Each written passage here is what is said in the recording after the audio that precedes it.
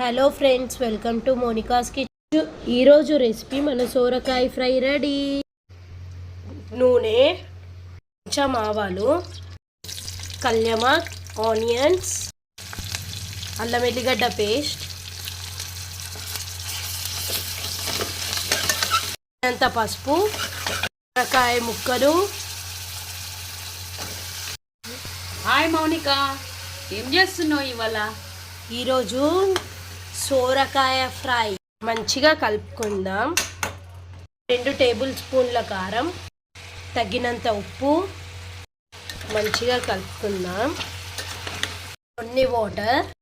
కుక్కర్కి cap పెట్టేసుకుందాం. 4 విజిల్స్కి ఉంచుకోవాలి.